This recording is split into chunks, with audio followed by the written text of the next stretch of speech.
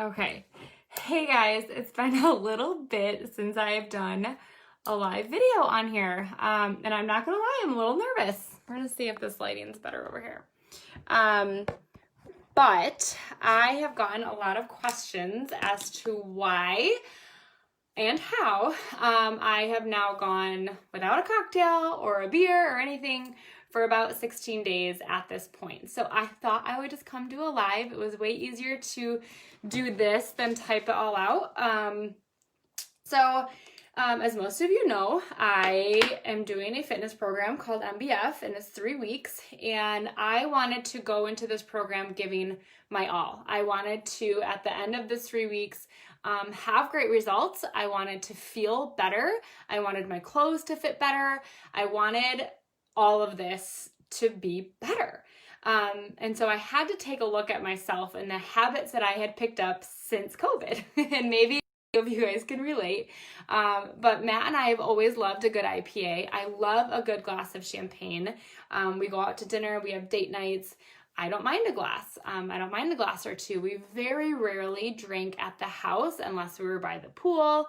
And we'd have, a cocktail or two, and it wasn't this big thing. And it would be like 1 or 2 times a week. Then COVID happened and it was stressful and it was like nothing else to do. And it was just kind of the thing that everybody was doing, right? It was kind of the funny thing. And I kind of bought into it, and we had a lot of wine. We have a wine club at Cooper's Hawk because we love their wine. And again, we would have a glass or two and it wouldn't be a big deal throughout the week, but it kept building. And there were times at the end of the week, it would be like, oh my gosh, we've had a cocktail every night since it was Sunday night, and it was Wednesday, Thursday, Friday, Saturday, Sunday. And then it turned into, pool days. And so we were out by the pool at 1 and we'd grab a Truly or a sparkling or a seltzer water, and we'd be drinking by the pool until 8 p.m. And, you never feel like you have an issue because you wake up the next day and you're functioning and you can care for your kids and you're not waking up hungover and, whatever. But I started to just not, I started after our vacation, I was like, we both need to do this. We both, I need to do this. I need to go 3 weeks without alcohol. Like, that should be simple. And if it's not, I have a bigger issue. But I had to look at the kind of mom that I was being. I had to look at the kind of example that I was being to my kids. Always having that nearby, or having that to wind down, or, I was stressed, so I'd grab a beer or a glass of wine, or I'd make a vodka soda or vodka seltzer water. And I just was using it in no longer a social way, or no longer in a, this is really hard to say and share just so we're all aware. But I was no longer going like, oh, a glass of champagne sounds really good, let's just have one. It was more like, I need a glass of champagne. Like, I need to wind down. I need to cool wine. Like, I just need to relax.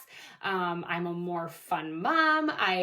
Which I am. I'm not gonna lie. I'm a little uptight around the kids. I'm really anxious. I always joke, like, some people say the more kids you have, the less anxious you get. And I feel like for me, it's gone the opposite. The more kids that we have, the more anxious I've gotten, the more uptight I've gotten, the more like, ooh, don't do that, don't do that, don't do that, don't do that. Like, I've gotten, because they're so busy and Lincoln is a crazy town. Anyways, and so I just started giving myself these excuses, or we don't have anything else to do, might as well, or is it 5 o'clock? Let's, how early is too early? And just playing into this whole thing that we do on social media, that we do in our text threads with friends, and that, we kind of lead into this. And I just decided, I'm like, this is not me. This is not what I want to stand for. This is not what I want to teach my kids. This is not the kind of, companionship that I want to have with Matt. This is not the type of day that I want every Friday, Saturday, and Sunday, especially doing what I do in my health and fitness business and believing what I believe and being a Christian. I just didn't feel like what I was doing was aligning with who I said I was and who I am. So I drew a line in the sand and I said, all right, I need to show myself that I can do this for 3 weeks. Like, I need to be able to just go and do and not have this be a big deal. So I make this commitment, right? I do this thing and I say, all right, 3 weeks. I don't make a big deal about it. I barely even tell Matt. But girls' night got scheduled and I was like, oh, crap. Okay. But I was like, all right, these are my options. I'm 3 days into this 3 weeks. I'm 3 days into this program. I can either tell myself, I'm only 3 days in and have a cocktail just to appease everyone or just to not be left out, or this is the opportunity for me to prove to myself and to hold myself accountable to the promise that I made and to the people around me at the table. And so I didn't really tell anyone that I wasn't drinking until we got there. I just didn't order a drink. And so when we went to do a cheers and to have a good night, I cheers with the water. And they were like, you didn't order a drink? No, I'm done drinking. Well, why? I just need a minute. I just need a minute. And that's all I said. I didn't go into this big thing. I just said I need a minute. It's been a really long summer. I'm not feeling my best. I'm not feeling myself. And I believe that by stopping this one habit, I will feel better. And that's what was in my head. But I just said, I just need a minute. I just need to step away. And so I did. And then the next night was something else. I don't remember what it was. But then Friday night we went to the beach. We went to the beach that night with a bunch of friends. And I was like, I'm not drinking. So I didn't even bring anything. I didn't even put something that I would enjoy in the cooler. And I survived that night. And I had a blast. And I woke up that next morning and I felt great. And the scale finally budged and I felt clear and I gave my Saturday workout my all and I felt so much better doing my workouts. I felt so much better through the day. I had more energy. I slept better. I wasn't, that itch is kind of gone at this point. Yes, I still love a good glass of champagne. I haven't had one, but it's not like this constant need. I realized in those first 8 days how often I was telling myself it was okay to have. You're at your parents' house, it's okay to have. You're not at home, it's okay to have. You're super stressed, it's okay to have. You're super tired, irritable, kids are driving you crazy, it's okay to have. People are all over, it's okay to have. Need to wind down, it's okay to have. I had to stop that train of thought. I had to focus on something else. And then our church in Florida that we went to in there, we've been watching them online again, and they gave a 3-week fast. They gave a 3-week fast for this time because fasting is a time of sacrificing something to grab what maybe God has for you. And I was like, what perfect timing. So my goal is to just add that on to my 3 weeks. And so my 3 weeks will be up on August 24th, which is either perfect timing. My birthday is August 25th, so maybe I'll have a glass of wine, maybe I'll have a beer with Matt, I don't know. But that'll put me at 4 weeks total. And, I just had lost my train of thought. So they did that, and I was like, this is a perfect opportunity to really realize how often I was allowing myself to grab that cocktail or that drink for stress reasons or emotions instead of for just enjoyment, because there are people who don't love the taste of beer but drink it anyway.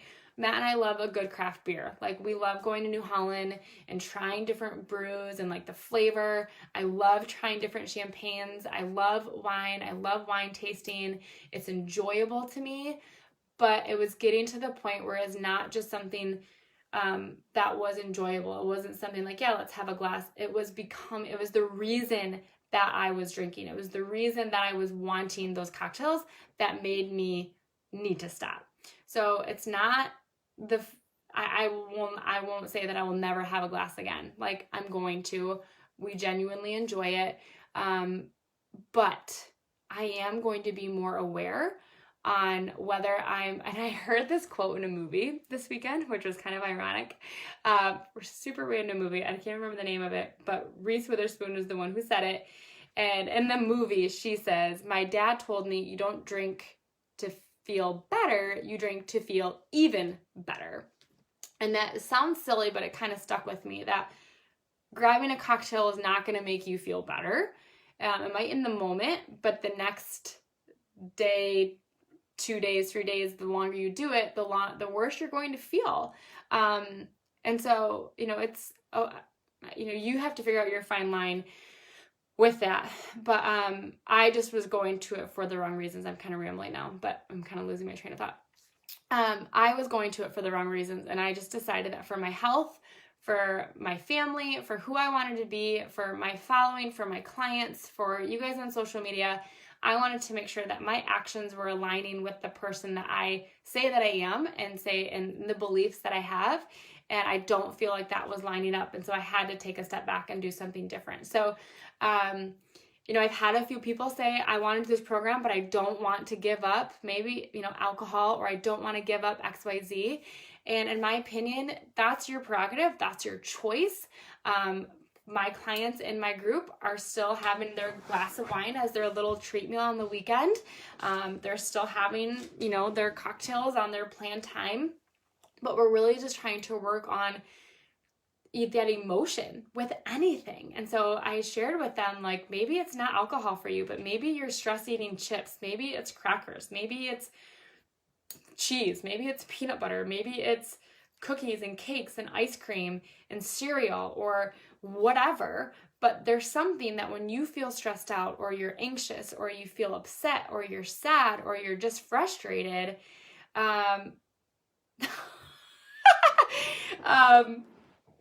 that you grab something.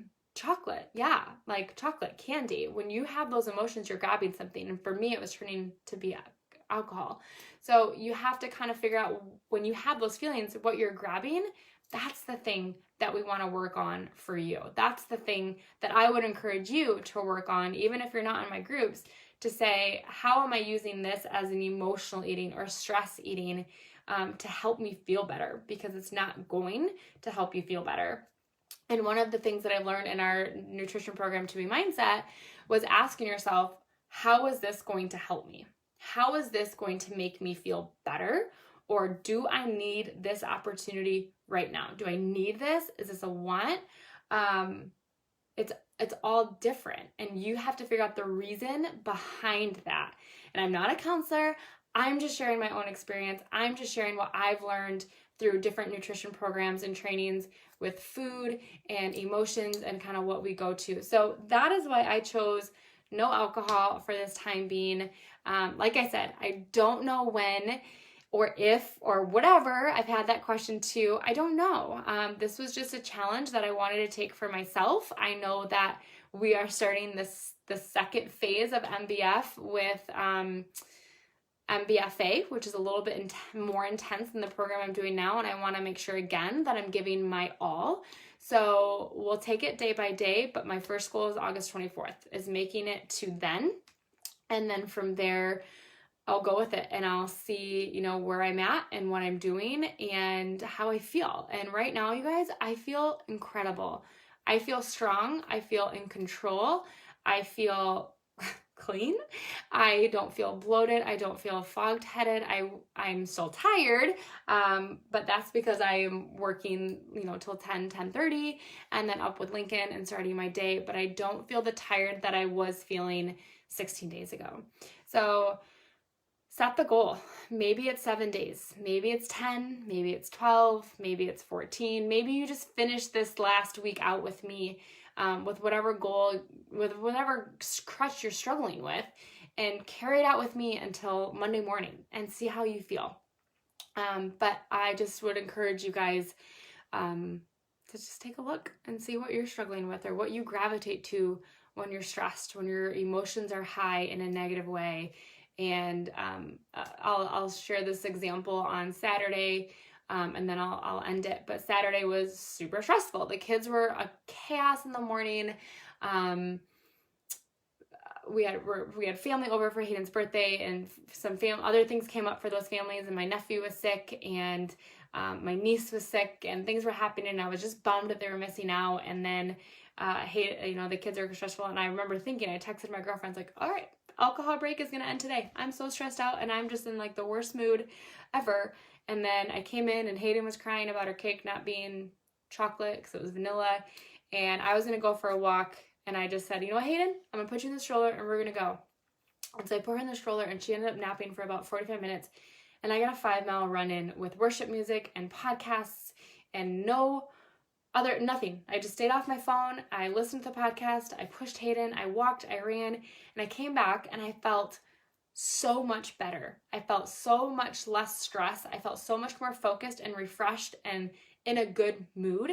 And so, it's something that I've had to ask myself, like, what other ways can I deal with my emotions right now?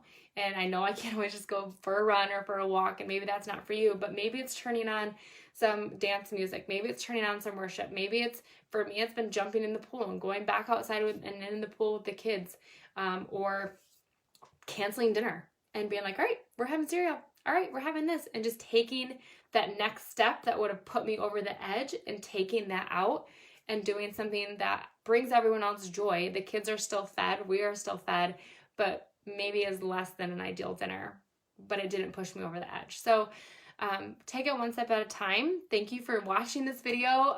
If this was encouraging to you in some way, or if this is something that you're on a journey on, I've received a lot of messages from people saying they're on day 5 or day 6 or day 7.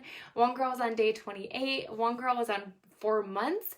So I would just love to support you on your journey too with that, or just chat with you about it and be there for you and be that encouragement if this is something you feel like you need to give up to. So good night, you guys. We'll see you in the morning, my day 17 workout tomorrow. So I'm gonna go home. I'm gonna go to bed and get some sleep, and I'll see you guys in the morning.